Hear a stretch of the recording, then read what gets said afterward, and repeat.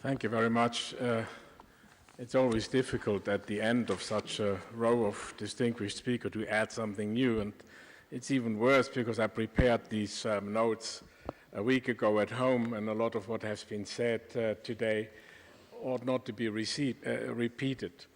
But, you know, there are certain things that we all agree upon, and that is every human being, every human life is precious, and every human being has the right to have her dignity and not only respected, but also actively protected. And for the people who believe in God, and for the people who believe that God created man in his own image, it is a religious commandment. It is not only a moral proposition. Everyone with a heart is saddened by the pictures of refugees who try to escape poverty, despotism, and risking their life by crossing the Mediterranean on boats that are not very safe. Everybody is saddened to see how they go through humiliation, exploitation, and suffering on the overland route to escape death and making sure they can survive, but they end up at razor wire fences. And we all have Western values, and we have a duty to rescue and not to follow that in rainy season, but only when the refugees are not coming in sunny season. Is not exactly a way of integrity.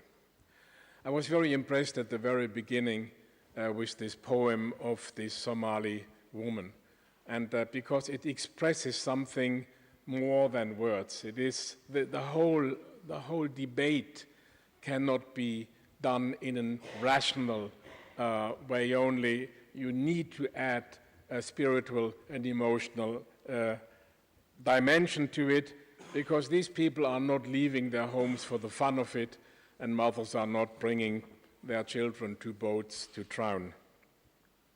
So it is important to warn that people might become increasingly apathetic to the suffering of others, and it is important to mobilize against the globalization of indifference, as Pope Francis has done.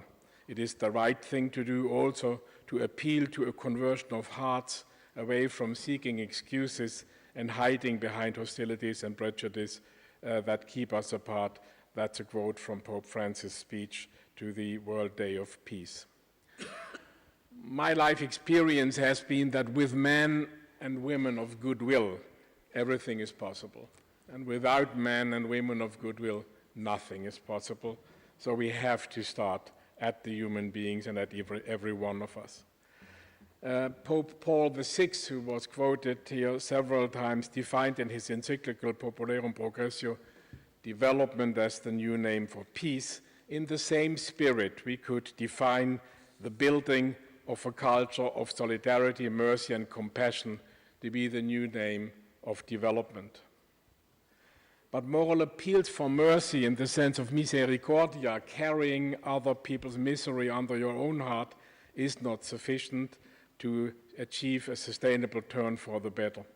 In order to make sure that those people who need assistance and solidarity most urgently, we also have to start not only to differentiate between economic migrants, but also to work at the root causes. And there is a legal way, and that is the Universal Declaration of Human Rights, Article 14.1, that everyone has to seek and has the right to seek and to enjoy another country's asylum from persecution. And in the German, and the American president has said they are very, very bad people, but they did some things right sometimes. And one of the things they did right, the fathers and the mothers of the German constitution wrote into that constitution a right to political asylum. And the reason was very much something that was mentioned this morning also. They had only survived because they got granted asylum in other countries of the world while they were persecuted. And it is very important, that we kind of try to feel ourselves into the situation of others. This is not a rational, objective view that we can have. The former Chancellor Helmut Schmidt once said, only people who had their own fate, so to say, and who suffered through things have the inner power to do the right things, even if it means sacrificing something that we take for granted. I am very much aware that in some cases, distinguishing between people fleeing from poverty and seeking better life perspectives from those who flee from threats of a political, ethnic, or racial nature is borderline cynical. Political, economic, social, and ecological problems are usually closely interconnected, and it is something that Myrdal described as a cumulative causation. Now, nevertheless, we have, if you really want to make sure that all those who need our help to survive can get this right, it is important that we focus our resources on those. Now, from a perspective of human dignity, human welfare, quality of life, as well as from a return on investment view, the international community's investments for development, be it through ODA or be it through international pressure for good governance, as well as fair trade, are likely to yield far better results to vulnerable people than anything done at the end of the refugees' escape route. And that also involves the banks who are helping to transfer millions, billions of dollars every year. The illicit financial outflows from developing countries in 2014 ranged between 620 and 970 billion US dollars, and that is consistent with many years before.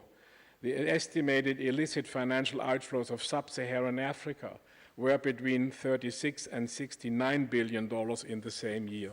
So this is approximately the same amount that went from OECD countries to sub-Saharan Africa as development assistance. And the point that I want to make, moral appeals for mercy in the sense of misericordia are necessary to raise awareness and to trigger appropriate action, but they are not sufficient to achieve a sustainable turn for the better, as it is dealing with the symptom of an underlying problem. Let me stay in this context also. You know, these 934 refugees that were turned away in Cuba and in the United States, or those countless people who were turned away at the Swiss border with the explication that the boat is full, this is morally deplorable. On the other hand, they were abandoned to a fate in misery, and those who are responsible for that should be also called to action. So my appeal is, let's continue to look that we can, talk to people's brain, gut, and heart to help those who depend on our help.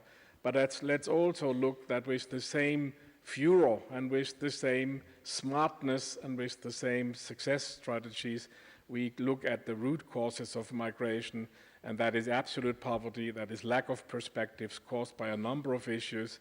And there, and I want to finish with that, we were talking all day yesterday and most of the time today about institutions doing something.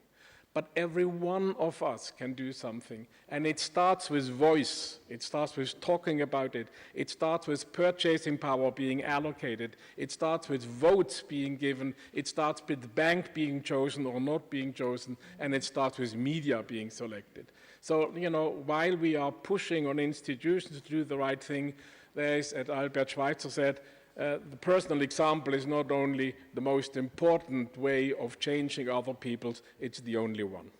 Thank you.